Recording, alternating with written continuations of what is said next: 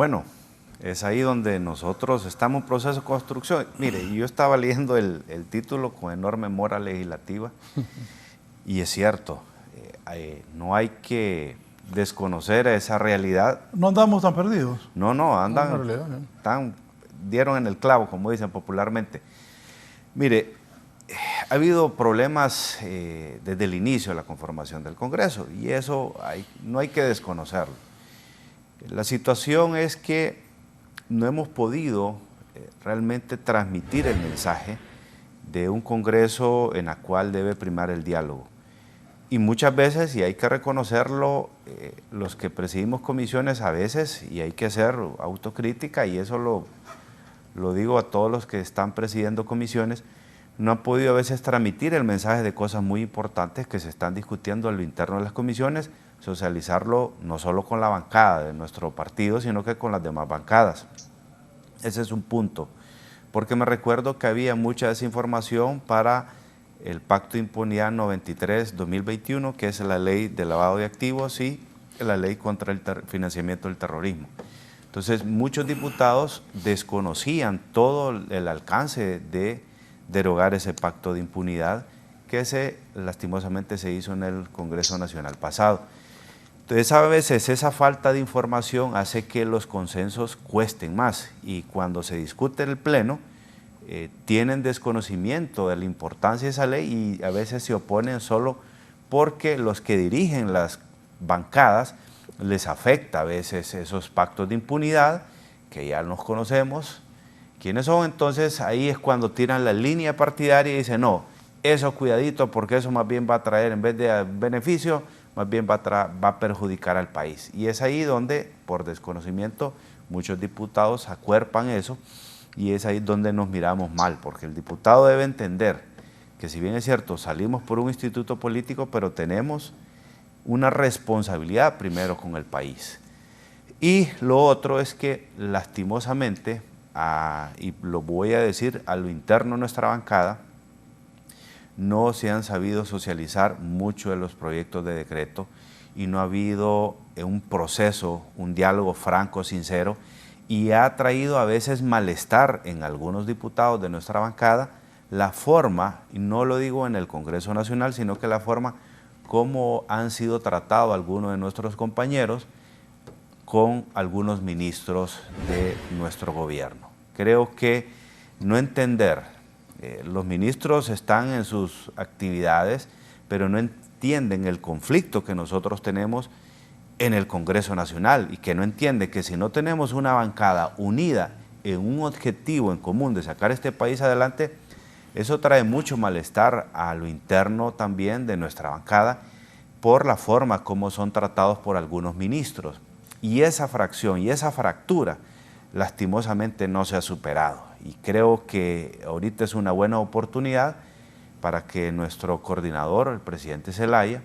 pues agarre la batuta y realmente trate de unir esos dos pedazos que hay de nuestra bancada y hablar con los ministros del Ejecutivo, porque no es, mire, si algo nos caracteriza, los diputados de Libertad y Refundación, que estamos acostumbrados a las presiones, venimos de 12 años de lucha y realmente hemos sido muy beligerantes, hemos sido aguantadores, y no es con amenazas, no es realmente con ponerlos en congelador a ciertos grupos de diputados que se va a lograr. Tenemos que ser inteligentes, tenemos que llegar al consenso, porque la responsabilidad histórica que tenemos ahorita de nuestra presidenta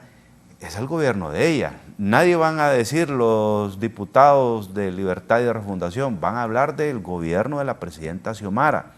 Y queremos resolver problemas estructurales que la solución pasa por el Congreso Nacional. Y si no entendemos esa dinámica, si algunos ministros no entienden esa dinámica, que ocupamos, que algunos dicen, no, si solo son 1, 2 diputados, 3, 4, 10, 15, no sé, de que realmente están molestos, con un solo diputado de nuestra bancada que no esté de acuerdo, realmente nos traen problemas por la conformación del Congreso Nacional. Y nosotros tenemos que construir una agenda en común para ayudarle a la presidenta Xiomara. Y algunos se molestan porque realmente hay algunos ministros que no están haciendo las cosas bien y nos juzgan a nosotros que nosotros no aprobamos las cosas en el Congreso Nacional cuando ellos han tenido también responsabilidad a la construcción de una unidad granítica a lo interno de la bancada y posteriormente los consensos que debemos de hacer a los internos de las otras bancadas del Partido Nacional y Liberal y de las otras fuerzas políticas. Todos los diputados, los 128 diputados propietarios y suplentes somos importantes, porque ahí también concuerdo con Fátima. Mira, hay diputados propietarios que yo cuando los miro a veces dice, bueno, y este será suplente propietario porque no se asoman al Congreso Nacional. Hay diputados que no trabajan en las comisiones. Entonces tenemos que tener un mecanismo y creo que una presión muy importante es sacar la lista de quiénes realmente y cuántas es las horas y cuánto es el tiempo que le dedican a las comisiones, cuánto es el tiempo que le dedica a estar presente en las sesiones del Congreso, porque algunos se ganan el sueldo sin trabajar y es justo el señalamiento que tenemos de la población. Es correcto, lastimosamente nos echan un saco a todo mundo y los que trabajamos y estamos en comisiones muy importantes que quedamos muchas horas, no solo en el pleno, sino que posteriormente, incluso ahorita, y no me deja mentir la compañera Fátima Mena, en periodos de receso hemos tenido que estar viniendo a Tegucigalpa a trabajar. Entonces, son situaciones que el pueblo hondureño debe de saber. Y algo muy importante que nosotros tenemos que tener claro. Y ahí no podemos juzgar al diputado presidente Luis, porque es algo que yo tengo una crítica constructiva. Muchas veces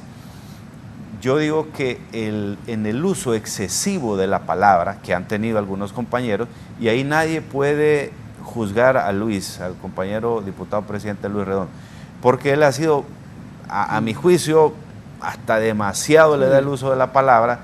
compañeros que intervienen 3, 4 veces en el mismo tema y que se tardan 10, 15 minutos, y realmente tenemos que avanzar. Fíjese que yo ando 3 proyectos de decreto desde principio de año,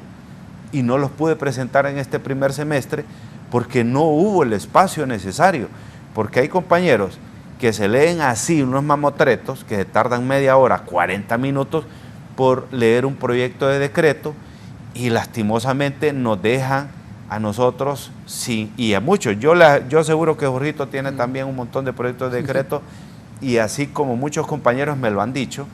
que no pudieron presentar proyectos de decreto por el uso excesivo de la palabra en cuanto a las veces que interviene un mismo tema y en cuanto a la cantidad de minutos. Fíjese que hay que rescatar las cosas constructivas del Congreso Nacional pasado. ¿Y qué es lo que había? Cuando había un tema muy importante, nos daban tiempo y nos ponían el reloj y nos decían, en 3 minutos usted tiene que resumir la idea o en 5 minutos. Yo creo que el que no pueda resumir una idea o un concepto o presentar un proyecto de decreto en 3, 5 minutos realmente no debería estar en el Congreso Nacional porque es algo tan sencillo de hacerlo. Entonces, ese tipo de cosas tenemos que corregirlas. Tenemos una enorme oportunidad, tanto a lo interno del Congreso Nacional, tanto a lo interno de nuestra bancada y también a lo interno de nuestro partido, de construir estos semestre que nos queda del 2023, porque el 2024 prácticamente es año político y lastimosamente muchas de estas cosas no se van a poder construir porque ya las fuerzas políticas están ya pensando en la toma del poder de su instituto político.